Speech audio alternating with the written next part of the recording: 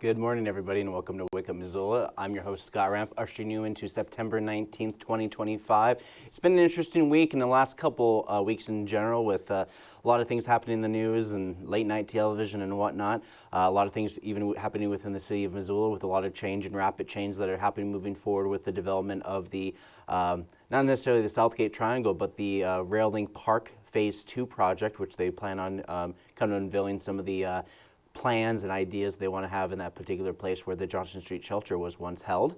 But we're going to kick some things off with some of the more sensitive topics, especially in the reaction of Charlie Kirk's assassination. So City Council denounced violence and had a couple quotes from Mayor Andrea Davis and other City Council members. So we'll kick things off with Mayor Andrea Davis. There's been an incredible amount of attention given to violent and political violence in recent times and over the last few months. And I just want to say, starting this meeting, that the city of Missoula does not condone political violence of any shape or stripe. And that I do believe that there's some city council members that would wish to address this, and I would ask you to do that during your council comments. All right, and then we jumped on over to council comments, and we just kind of skipped ahead on that point before we get into more of the topics of city council. And here's Bob Campbell, city council member, talking in reaction to it as well. You know, is it a turning point with this country? I don't know, but what I do know is, you know, we've had political violence demonstrated upon someone in the worst possible manner, you know, being shot in a crowd at school.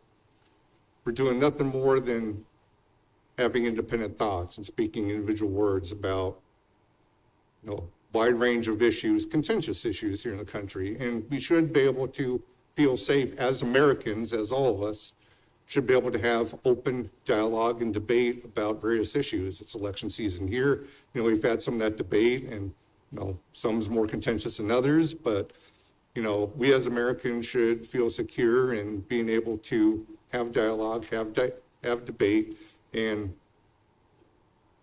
you know, obviously, you know, there's different levels of success with that, and, you know, Mr. Kirk was very successful on a national level. You know, some people have said, you know, he was gunned down because of, you know, he was a fascist, he was a racist, he was MAGA, a Trump supporter. I feel he was gunned down because he was effective.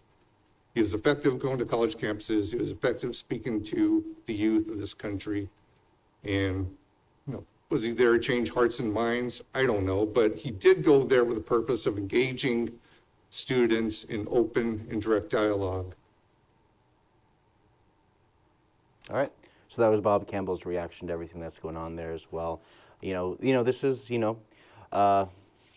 Bob mentioned that social media aspect of people being more insular when it comes to communities, that many folks don't have that face-to-face anymore. Gwen Jones, City Council, echoed this and promotes Mansfield Dialogue, which happened just this last week in terms of how, experts that come down to speak at college campuses in general about many different things that are affecting the lives of not just college kids, but the community as a whole.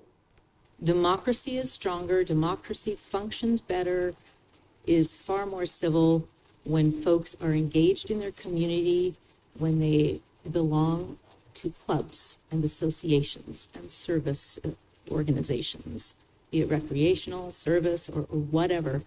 When we are not watching TV or on our computers or on our phone, but when we are meeting people and talking with people, and we are outside of our own circles, but it's a broader circle, so we have to figure out how face-to-face to talk with someone, and we have a common effort we're typically working towards. We get along better, and people don't climb quite so high up their trees. So I think I would rather put my energy into figuring out what the way forward is. As soon as this meeting's over, I'm going to head over to the university. It's at the UC Ballroom. It starts at 7 o'clock tonight. He was supposed to come last spring. He got sick. This is the premier speaker that the Mansfield Center is putting on this fall. The Mansfield Center, located here in Missoula, has Mansfield dialogues that focus on this issue of how to have a strong democracy, how to talk to one another, how to have civil discourse. So sometimes it might be in our own backyard. I agree with Mr. Campbell. I'm sure social media and all sorts of other factors are coming into play into creating the havoc that we have right now. But we got to start figuring out what is the way forward. All right. So that was Gwen Jones reflecting on that. And just a little bit of background on that. The Mansfield Talks invited Robert D. Putnam, is the Melkin Research Professor of Public Policy at Harvard and one of the most influential political scientists of our time. Author of Bowling Alone and Making Democracy Work, his research in civic engagement has shaped public policy worldwide. He has advertised multiple U.S. presidents, received a National Humanities Medal from President Obama, and his work has been translated into 20 languages. His latest book was The Upswing from 2020. So that was the thing. That was the thing that was listed on the Mansfield website for the byline for him. And as we dive further into city council topics, moving forward with this, we'll kick off things with a resolution for the city to support federal forest workers, which they talked about last Wednesday, and I talked about in my last city council report. Amber Sherrill, city council, reflected on Wednesday's meetings of resolution, and this is what she had to say about that.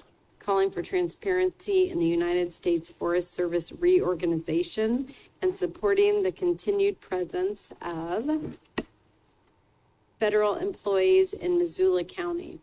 Urging Montana's federal and state delegation to recognize the economic and community impact of federal workforce reductions and to actively advocate for local needs throughout the reorganization process. So the big impact for a lot of forest workers from the federal DOGE cuts, that one of the things is for those who don't know, this is very much a reaction to those cuts, with cutting over 1/3 of the jobs, with some departments closing altogether, while others are in limbo or in a complete hiring freeze altogether. Bob Campbell, City Council, was reluctant to support this resolution, but believes this will add the transparency needed for clarity when it comes to, when you cut funding, you want to know if it's for the right reasons. Certainly, as with any government organization, at the federal level, I think there is room for, cutting waste and, for efficiencies and things along those lines. And, we still have to be mindful of that, but, to go back and to, just basically urge our congressional delegation to, take a harder look at this. I'm not seeing a problem with that. I'm not seeing a problem with, just bringing this to attention of our governor or, state congressional delegation with regard to the Forest Service. So I'll be supportive of this resolution, and, hopefully, we get some, more consideration, more thoughtfulness going forward with, what cuts going to have, to what extent cuts, if any, take place, and to what extent reorganization of the Forest Service takes place. But, I would add in that light, going back to a very similar resolution we've had here a few months ago when we resolved to let our congressional delegation know that, we disapproved of the public land sales. All right. So that was Bob Campbell reflecting on those and some of the resolutions of the past. And as we get into public comment, I added a committee of the whole in this argument as well, because public comment seems to be kind of obsessed, especially the one family here in town. It seems like they all kind of joined together to comment on the vacate of Ward 1 seat by Jennifer Savage, and it was very unclear about the dynamics between the city council trying to effectively figure out a resolution and a policy change to adjust for this upcoming election and the vacancy of the Ward 1 seat. And Karen Giuliani has been asking for better understanding and transparency from the city of Missoula. I'd like to know if a city council representative sells their primary residence in the ward that they're representing, and they change their address to another ward, and their mailing address, and to another ward, is that representative allowed to continue to represent the ward that they were then elected for, now that they've moved to a different ward? And if so, how long do they get to represent that ward if they're not living in that ward anymore, and make decisions, and vote? I was under understanding that, from what I've read, that if a person vacates that ward and that then and not vacates the ward, but if they move to a different ward, they're not living in the ward they were elected to, then do they get to still keep making decisions for the original ward that they were in and voted for? So, and if that's true, how long do they get to do that? And if not, how soon do they need to vacate? All right. So a lot of times, I mean, this is where things kind of like get complicated, and especially with, when you have local government as opposed to like national, federal government. And, a lot of times they talk about the rules and how they work and this kind of stuff. Quick answer to most, you finish your term on your seat. However, it only applies to those seeking election and being grandfathered into that position despite. What I mean by that essentially means that if you were in the ward where you were elected in, you finish your term at your, but if you move away from your space, the area which gets you outside of your ward, you still represent your ward until your term is up. But I can understand there's issues with that because the ability to get elected, you have to be in that ward, which she was. So a lot of times the quick answer was she's allowed to do it, but the idea behind this is that another public comment, Mary Giuliani, actually brings up a little bit more nuance to it in terms of what she thinks about this sudden change. You said that active, engaged citizens are the backbone to democracy. I could not agree more, and I'm really thankful for Mr. Moore, Mr. Sputmacher, who come out and they comment and they actively engage every week because they are really ensuring that democracy is taking place. So there was this vacancy that took place. And I'm going to read from the Missoula City Council rules for the conduct of meetings and business. This is Rule 31, City Council's procedures for filling a vacancy in an elected city office, Section 8.6, quote, whenever the City Council has sufficient advance notice of a future vacancy in an elected city office, the City Council shall attempt to fill the future vacancy in advance of the actual vacancy in order to ensure that the elected city office incurs no time period of actual vacancy. All right. So yeah, that's the big portion of it, and the big thing against. Many people have brought up the fact that Jennifer Savage was moving since the spring, and so why did it take this long for her to vacate her seat based on the information? But this has been a flashpoint in recent Missoula politics, and the city is trying to adjust based on those best practices. And in terms of this, Amber Sherrill, the council president for the Committee of the Whole, wanted to suspend the rules of Title 31 to allow for the person who is duly elected for Ward 1 seat to to be sworn in almost the day after they get elected rather than the January 2026 start date. So this is what she had to say in terms of the suspension of the rules and the justification. I believe the spirit of our council rules, as well as the spirit of the state law, is to let the public have the publicly elected person in the seat as quickly as possible. So, we have appointed people on this body for lots of different things in my tenure and lots of different positions. And we appoint them until the next possible time to have the public decide who should be sitting in that seat. I think that we are a very small number of people to decide on a representative for an entire ward. Yeah, and even in retrospect is not too many people actually pay too much attention to the city council, and a lot of the rules have to do with state law to make sure that the governing body stays full and completely chaired for the sake of democracy in the first place.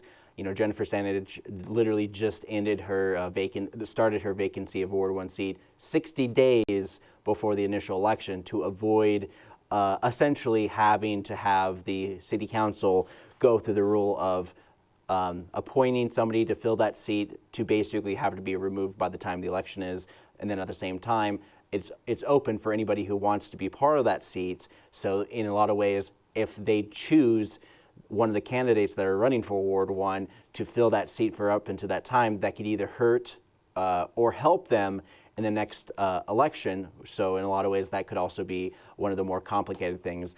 And, you know, the city of Missoula is definitely dealing with the weird fallout and the downside of the mayor appointment after John Engen died in August 2022. The citizens were mad as hell for the Nugent Hess appointment to the position that was actually a back alley deal between the two of them, and they decided that Hess with the primary, which during the primary he was primaried out by Andrea Davis, who took up the mantle of the mayorship. So there's a little bit of background right there. They overly complicated it, and they're looking to kind of like quasi-complicate it again, but at the same time make it easier for city council to not put themselves in that position again moving forward. So Mary Giuliani spoke during public comment section of Committee of the Whole meeting, and you know, her husband was on the city council and also vacated his seat when he moved, but this was back in the 70s. And about a year and a half after his term here, well, his time, we moved further up the Rattlesnake out of the city. He resigned immediately. His appointment was, his seat was filled by an appointed position.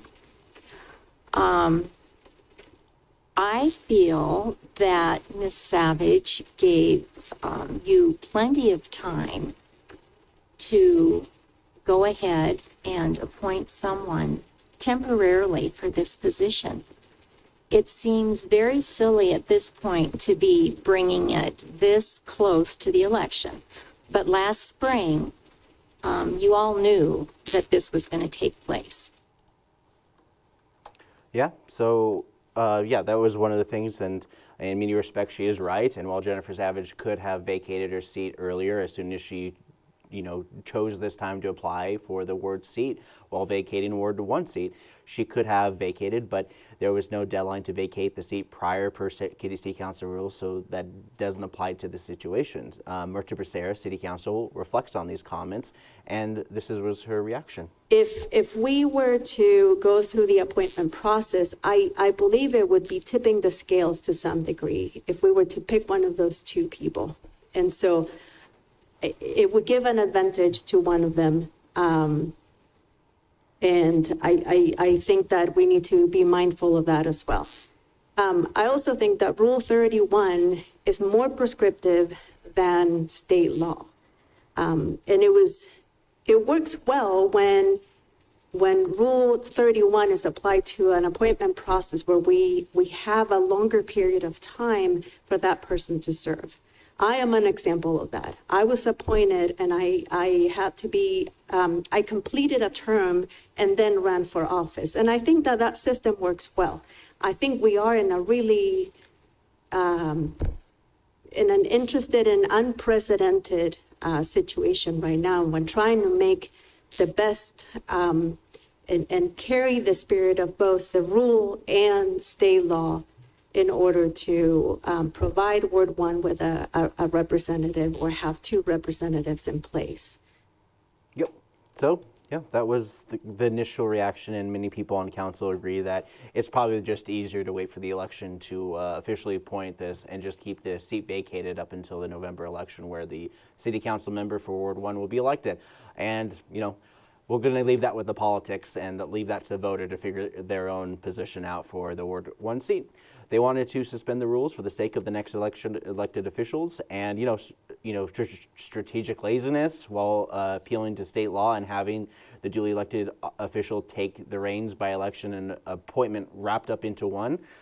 Maybe we can call that a Missoula Ward turducken for that season. And if you want to learn more about local government, I honestly got to say is that the Bozeman is actually changing the way that their local government is actually done and their government body. They want to change it essentially from 6 commissioners. So they have 6 commissioners that control the city of Bozeman on behalf of everyone, as opposed to different ones that are segmented through, where they're located, wards and districts. So they want to change that. So each of the new commissioners, that they recreate their own local government, which they're allowed to do. Every 10 years, a local government can actually change how they come together. If they want just solely a city council without a mayor, and then they have an office manager who works as the kind of like the thing of the mayor, and it's all decision by democracy. Like some places have just rely on commissioners, 3, 4, 6 people, as long as there's like a lot of times they always look for like an uneven number, which is why City of Missoula has a mayor as the 13th vote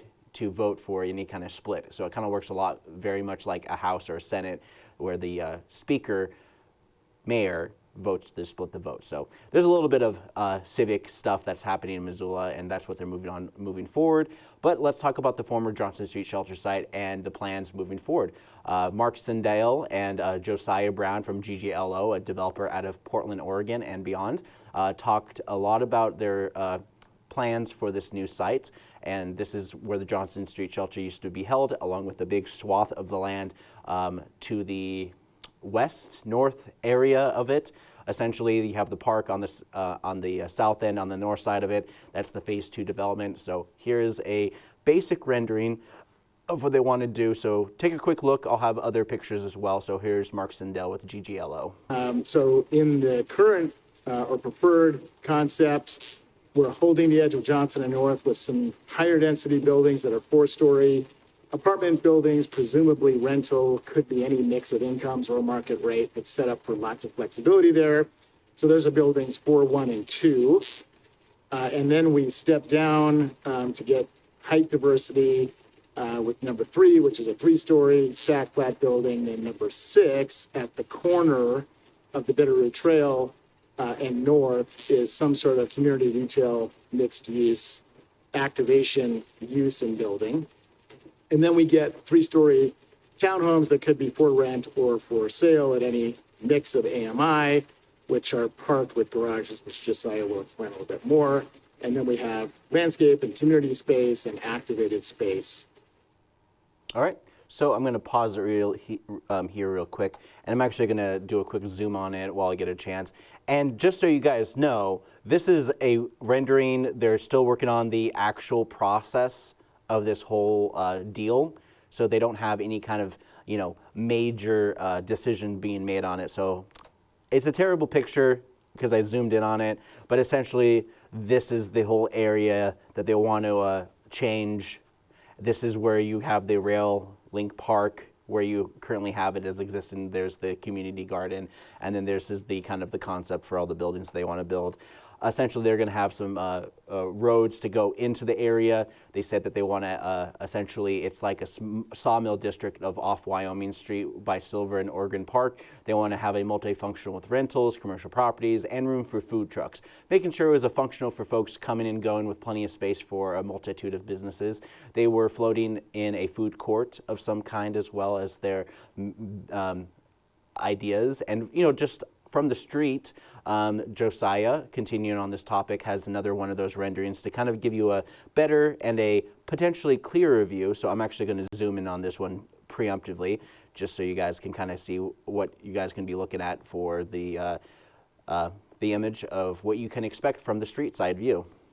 So this is that corner of North and Johnson, the number 7 retail space on that ground floor, and then housing above. And this is showing a 4-story concept.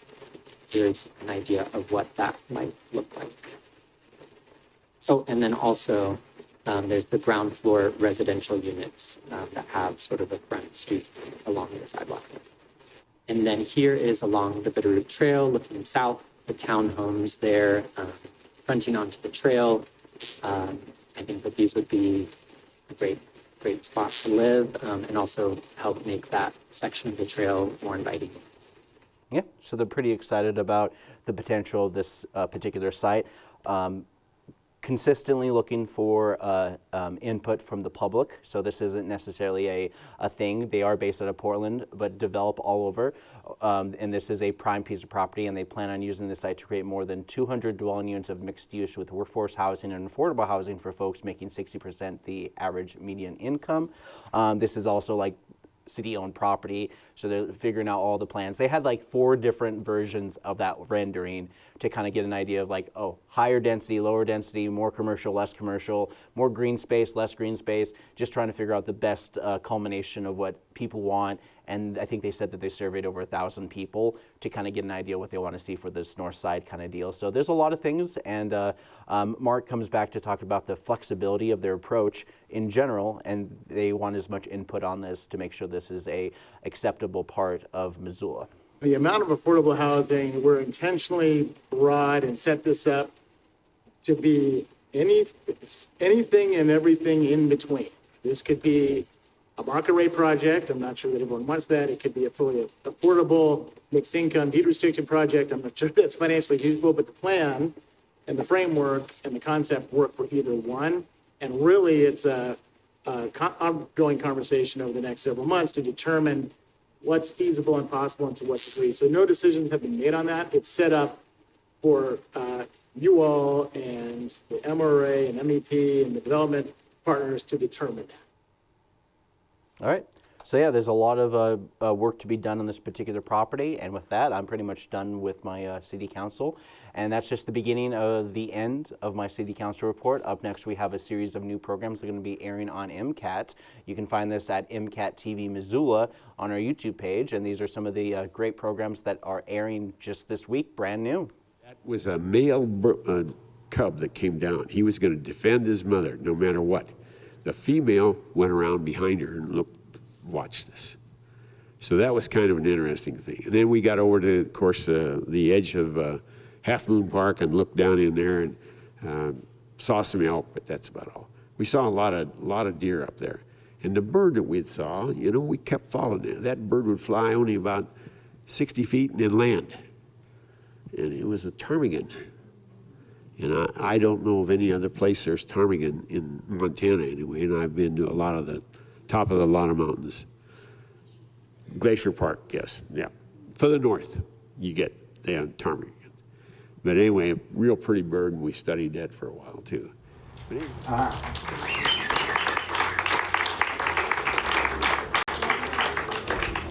Mark comes to us. He's a New Mexico-based artist, and his work is known for showing the deep connections that we, the human species, have with animals.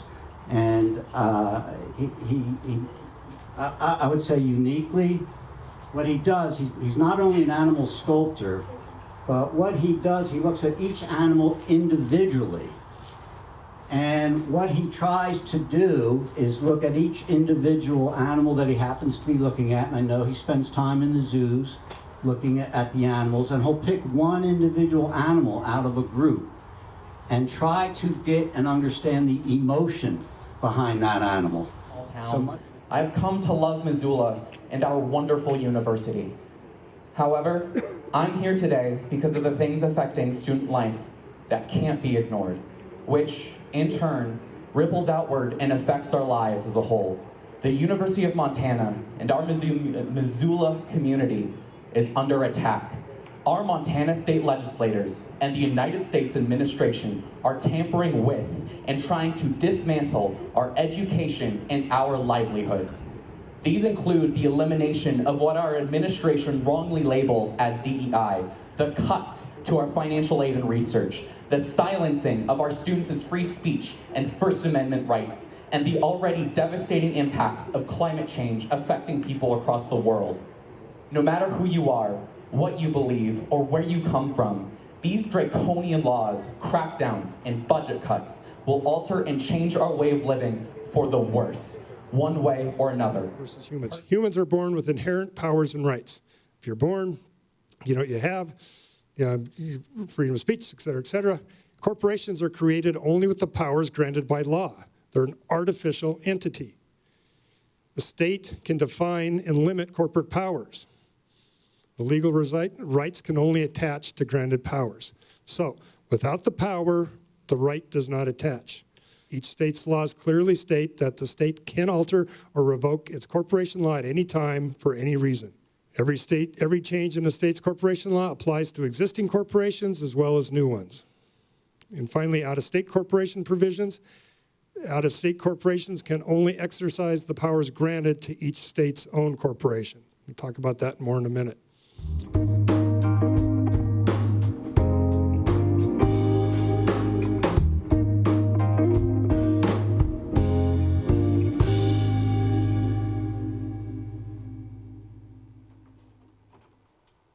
Hey everybody, welcome back. Let's talk about some movies that are coming out this week. And kicking things off is Him. Him is a movie basically that tells you like, hey, I'm willing to do anything and everything to become the best sports football man I possibly can be. And welcome to the world of the best training camp under the questionable decisions of a former football star played by the hilarious Marlon Wayans in a weird kind of movie where he's supposed to be like the Jordan Peele type of like insane kind of crazy person. He basically takes a young and up-and-comer under his wing and force them to endure physical and mental abuse while breaking them down to a football hopeful. Enjoy the tropes of addiction and excellence as they approach the mania behind becoming legacy athletes and getting CTE and other brain damage in a world where most likely this kid's suffering from traumatic brain injury and this is the last thoughts he has before he dies. Very Jacob's Ladder kind of situation.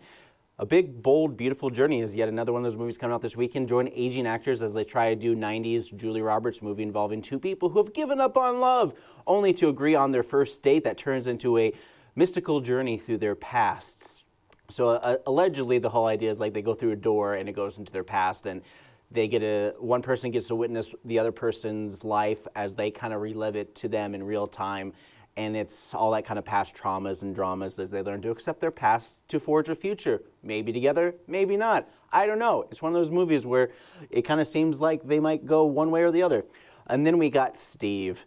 So Cillian Murphy cannot do anything with wrong after Oppenheimer as the aging actor goes into more of those mature roles. He pulls an old Captain My Captain with an inner city school with tough kids and has to break them down as he deals with the fact that he may be as bad as those kids and learns to be better by bettering their lives along the way. So, yep, it's one of those movies.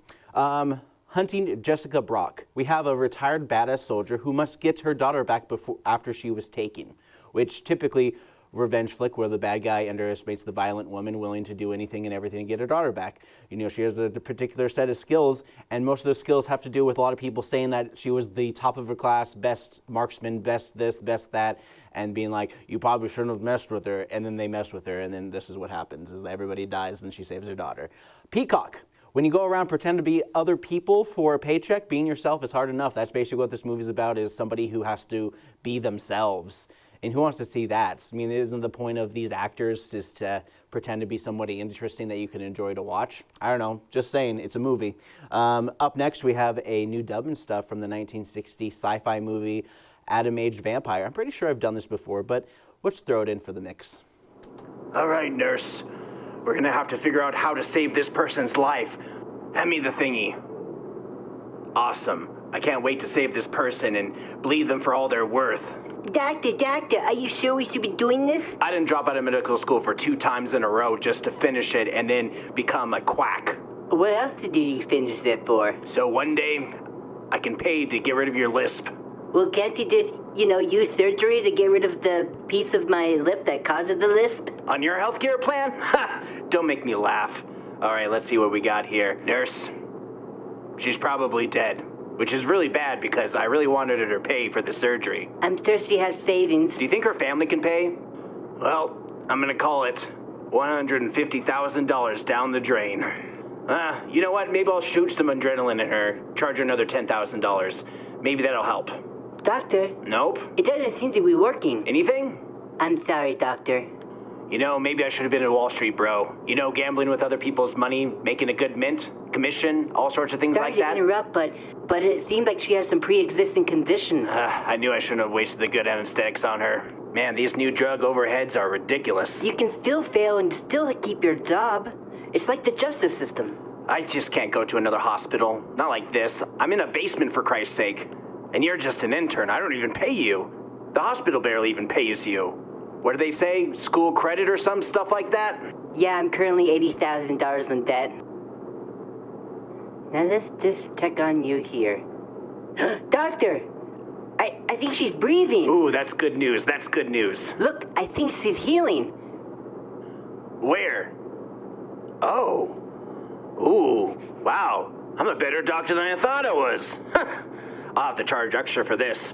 Maybe make it some kind of new age medicine kind of thing.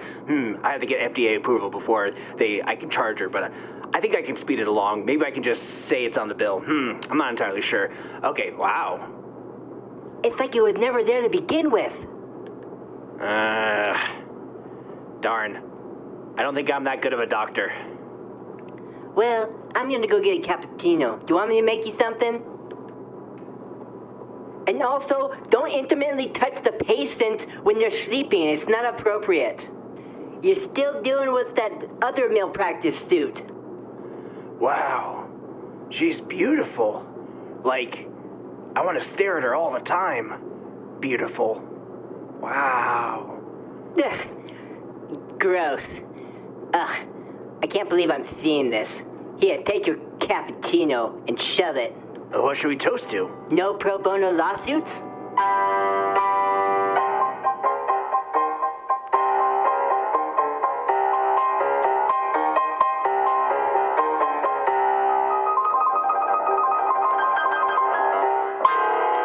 All right, welcome back. Let's talk about some events that are happening in and around the city of Missoula. Kicking things off is the Northern Rockies Blacksmith Association Fall Conference.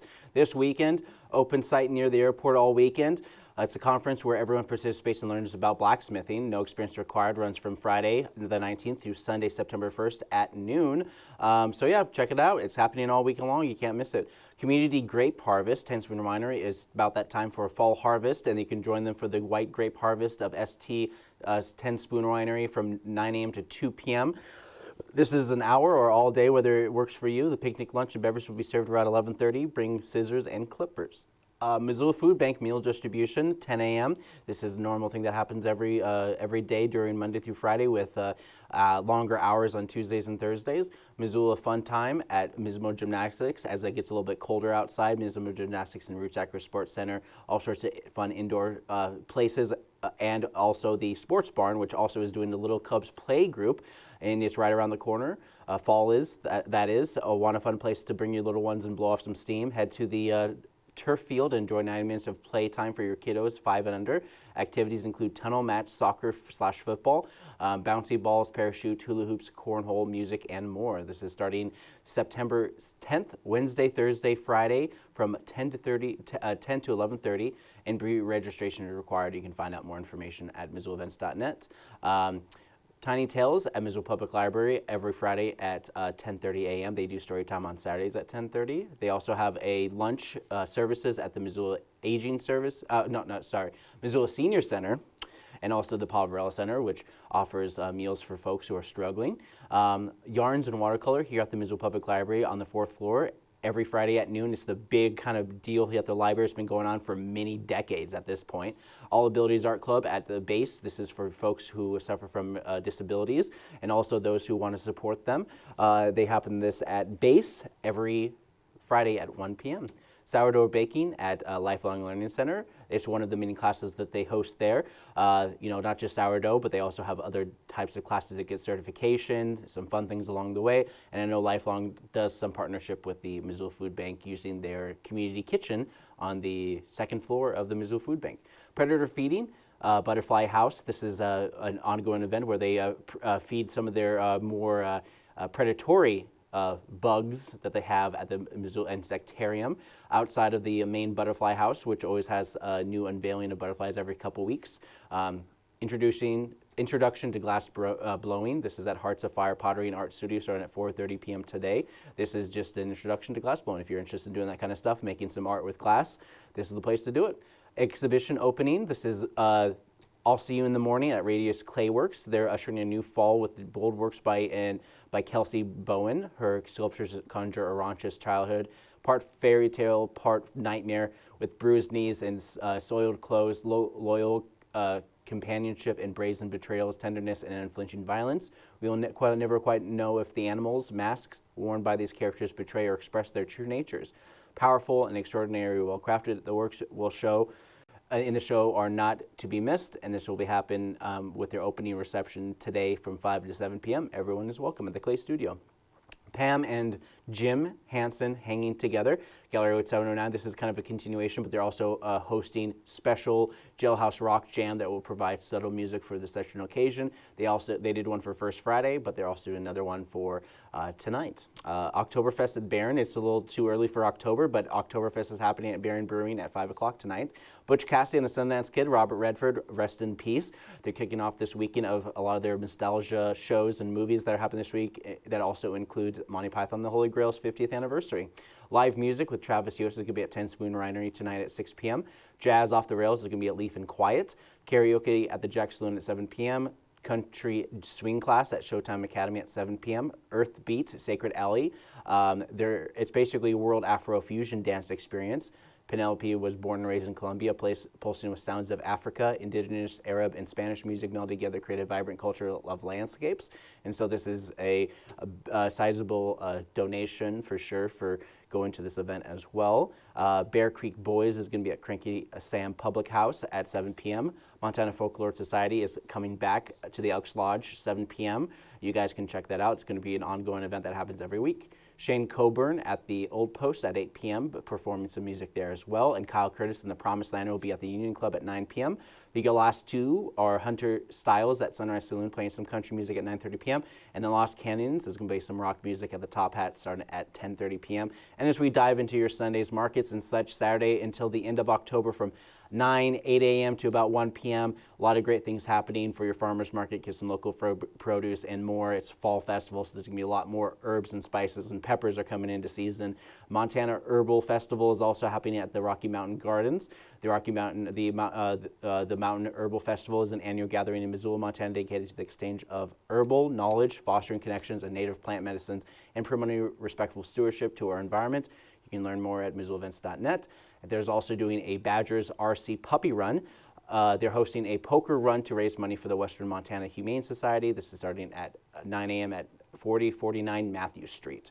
Maple Syrup and Autumn Harvest Festival at Christian Life Center. Live music, food trucks, art vendors, family activities, apple cider pressing, sawmill exhibit with plenty of syrup and maple-oriented educational booths along the way. Line dancing at Missoula Senior Center at 10 a.m. Best dance floor in town. Missoula Makerspace walking hours here at the Missoula Public Library at 10 a.m. every Saturday. Museum tours at the Missoula Art Museum at 11, specially tailored to engage and educate people in art. Be bear aware, Travelers Rest State Park, feeding frenzy time is upon us, and the bears are coming and they need to eat. So learn more about being bear aware this season at the Travelers Rest State Park in Lolo, starting at 11 a.m. on Saturday. Sensory Story Time. This is for kids, an interactive story approach that supports individuals with autism sensory processing challenges here at the Public Library at 11:30 a.m. Then we got Missoula Women's Rugby home game. This is at the Pitch at Fort Missoula, started at noon on Saturday. And as always, MCAT has our own Saturday drop-ins from 1 to 3 p.m. every Saturday at Missoula Public Library on the first floor here in our studio space. You gotta get some green screen behind me, but we're in the studio as we speak. D&D, Guild for Teens. This is at Missoula Public Library, usually an online event, but this is to get kids encouraged and involved with Dungeons and Dragons and gaming in general. Monty Python, like I said, the 50th anniversary showing is kicking off at the Roxy at 3:30 p.m. on Saturday. Trance Drumming Mini Retreat. Sessions will take place in Yurt in Potomac. This is a 45-minute drive to and from the location. And so this is going to be a big kind of like drumming retreat. So if you know those folks and all that kind of stuff, that is the place to be. Also Sacred Alley, the one that does the chocolate Moon Nights, is also doing a speed dating and relating at 7 p.m. at their Sacred Alley location in downtown Missoula. Mosaic Mafia and Friends at Free Cycle is going to be performing there. Blue Point Bluegrass Band at Jack Saloon at 7 p.m. on Saturday night. Frozen Pool Party Skate, Frozen themed skate at Glacier Ice Rink is as they transition to fall and winter ice rink, 7:30 p.m. Saturday night. The Scolari Brothers Quintet Meet the Jive is going to be at Stave and Hoop playing some jazz music at 8 p.m. on Saturday. Hunter Styles at Sunrise Saloon playing some country music. Karaoke at Westside Lanes. Mudside Charlie playing some music at Union Club. Chris Moon at Badlander every single Saturday. Have fun with that. On Sunday, volunteering at Fort Missoula Native Plant Garden. They're always looking for people to do some basic gardening. of course. That's the word I was looking for, is gardening of all things, even though I literally said Missoula Plant Garden. But yeah, they're looking for gardeners, people to help with a little bit of their green thumb at the Fort Missoula, starting at 9 a.m. on Sundays. Art on the Run. Run Wild Missoula is hosting Art on the Run, which is a event that's happening. You'll hit 6 to 8 public art locations over a 5-mile route with surprises at every stop, collaborative art projects at the finish, and a chance to take home one-of-a-kind medals as art, all in support of Arts Missoula. And this is happening on Sunday, on the 22nd, starting at 10 a.m. at the Run Wild's Missoula headquarters. Stories in Stone at Missoula Cemetery. Storytellers are volunteers gathering to give you history of some of our well-known founders and influential people of Missoula's past live in person by the grave sites at Missoula Cemetery. So that's from noon to 3 p.m. on Sunday. You don't want to miss it. It's a big event that happens every year. It's a staple of Missoula. Fall, Sunday beginning pottery at Clay Studio. So Clay Studio is just kind of like kicking things off. Sundays are the best days to kind of do a beginner pottery type classes. Benefit concert for Angeline at Roots Gymnastics and Dance. It's an evening of extraordinary talent and heartfelt community support for a special benefit concert for the beloved dancer Angeline. Angeline is a beloved member of the community, elite dancer, honor roll student, and young woman with a heart of gold who aspires to work in medicine. In this past June, she suffered from a stroke requiring extensive and ongoing medical care, and they're doing this fundraiser to help her out. Back to Cool, Sustainable Fashion Fair. This is part of Free Cycles. This special event happens from 1 to 6 p.m. at Free Cycles. It's yoga for the body from 1 to 2, 2 to 6 p.m. Fashion Fair, delightful assortment of pop-up, including a following clothing swap with DJ Pin Drops and 98 Romantic, all leftover garments donated to Willard Alternative School Family Resource Closet. Pinball tournament at Odd Pitch at 4 p.m. on Sunday. Nico Moon at the Wilma, playing some country music at 7 p.m. Funny weekend comedy open mic at 8 p.m. at VFW. Rocking karaoke at Sunrise Saloon. And then as we go a little bit further into the next week, the University of Montana, the Grizz Career Closet donation drive kicks off Monday at noon. And this is essentially from a donation drive from September 9th through October 14th by dropping off gently used professional or business casual clothing to donation sites specific to this area. And this is in need of support for professional attire for interviews, conference jobs, and internships. So there's a big push for interview-ready clothing. So enjoy all that kind of stuff and more. I'm actually going to throw it on over to a quick little ad to promote our Saturday drop-ins. So when I come back, we're going to talk about some news. Robots fighting the evil Skellymen. You never steal our Bubble Hill, Skellymen. I will take over the Bubble Hills. Go, robots! NCAT Animation Drop-In Workshops every Saturday from 1 to 3 p.m. located in the Missoula Public Library, 455 East Main Street. I'll get you next time, robots. Next time! Go, robots! All right, so let's talk about some things that are happening in the news in general as we kick things off with some of the things that are happening. The thing that's happening, especially around the story, is that Charlie Kirk is dead and everyone's losing their jobs. After a conservative controversial speaker, Charlie Kirk, was assassinated, the country mourned for little to none, as many began to swing their fists from being fired from jobs to being completely deplatformed altogether. While folks like Jimmy Kimmel got his show pulled indefinitely for comments related to Kirk, KRTV Great Falls, where MSU Northern professor was also fired for comments related to Kirk's views on women, LGBT communities, and racism.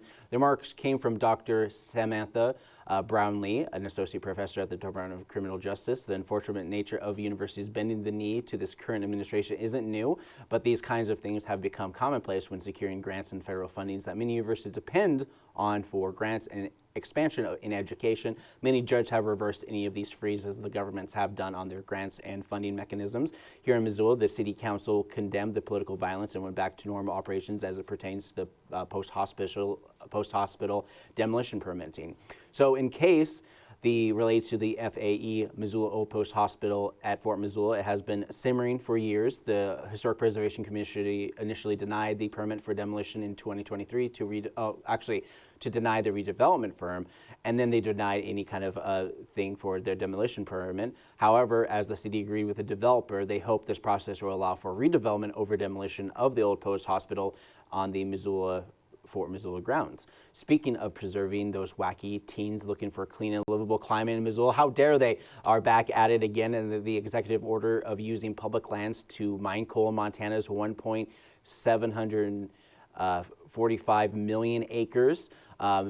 Tuesdays, those same teens and more gathered outside the Missoula Federal Courthouse to kick off a lawsuit against the federal government to overturn a federal ruling based on state law, which the GOP has pushed for more state control. In Leisner versus Trump, it stated, from day one, President Trump and his administration have imposed their denial of well-established climate science and governmental and private institutions at the cost of young people's lives. Defendants have not only prioritized fossil fuels over renewable energy sources, initially ignoring the devastating consequences fossil fuel energy has on the climate, but also deleting research, data, and education on climate change, impairing young people from accessing the very resource they need to protect their lives and future by tackling the climate crisis they are inheriting. This case presents a direct constitutional challenge to the Unleash Fossil Fuel Directive issue via the set of executive orders by President Trump. Below are the executive orders the young presidents are challenging in their lawsuits, and as of now, the evidence was presented to the federal court for review. As it could take a week or more from now before it gets considered for trial. Speaking of clean and livable climate, with the rise of fire, smoke is just something that is affecting public health. NPR just dropped a story this morning. Nothing new when it comes to the fact that smoke from fire is dangerous when inhaled in large quantities. But when you have more fires and more smoke, temporary smoke inhalation becomes more frequent. A new study quantifies the health impacts of all that smoke. The analysis published this week in Nature found that wildfire smoke already contributes to more than 40,000 deaths each year in the U.S., but as climate change makes fire-prone parts of North America hotter and drier, fire activity and by extension, wildfire smoke could increase significantly, leading to more Americans being exposed to dangerous, potential fatal levels of smoke. NPR had a story that focused on the growing trends and the amount of smoke being consumed by our lungs. Wildfire smokes can wreak havoc in the human body. The tiniest particles can even penetrate the bloodstream, which then drives inflammation that can cause long-lasting smoke after the smoke has even disappeared, or cross the blood-brain barrier to embed in the brain. The impacts research have found can worsen health problems like heart disease and brain disease, and even contribute to premature death. Mind you, the state of Montana banned wood fire stoves, with some historic buildings being grandfathered in, but those stoves not being used. It was one of the many fights in Montana that really utilized the clean and livable climate promised in the revised state constitution. This also harkens back to Canada, which also saw log portions of their forest burns, and smoke blew into the U.S. Midwest and Eastern regions. Mind you, Montana has really only had the concepts of fire seasons since the 2006 seasons, as it became inevitable. And within the next 2 decades, we saw Canada follow in their more fire potential, having more of their fires. You know, you have a place that's practically is unlivable in the northern region based on cold alone, but with climate change, many of those untouched or managed forests for fire, we get fire events that became seasonally in California to become more consistent danger of fires in the majority of the state, majority of the time. While fires in Montana begin to die down in October and the season gets a little colder, the bears are going to also be on their own feeding frenzy. So we have a lot of things to deal with in terms of nature. The Daily Montana reported a hiker was attacked by a bear this week. A male 29 sustained non-life-threatening injuries from a bear while hiking in the Turbid Lake Trail located at Mary Bay and Yellowstone Lake. Yellowstone National Park said Tuesday in a news release. They were roughly 2.5 miles into their hike in the Pelican Valley trailhead when the bear came into view and deployed bear spray to deter the attack and gave minor injuries to both chest and arms. Because the incident was defensive reaction by the bear, a surprise encounter. The park didn't take any management actions against the bear, according to reports. The last time something like this happened was in 2021. So there's been a large area like that. But around most bears around this time have to feed about 20,000 calories daily until they hibernate. And although it wasn't the case for this hiker, be bear aware for the return of Fat Bear Week and their contest. A nice levity of news going into it. Starting on the 23rd of September through the 30th, you'll get a vote on your favorite fat bear through the Kamaoi's Brown Bear, where they have cameras located on the rivers, them just fishing for fish. It is a result of a summer-long effort to satisfy their profound hunger and prepare for winter hibernation. And for those of you who don't know, during hibernation, bears do not eat or drink, and they lose 1/3 of their body weight. Their winter survival depends on accumulating ample fat reserves before entering the den. This would also be my third year kind of paying attention to whole Fat Bear Week, and it's a fun event to kind of keep your mind off of things, you know, if only for a week. And, you know, I want to thank you guys for joining me this morning, and for Wake Up Missoula, I'm Scott Ramp. I hope you guys have a wonderful weekend.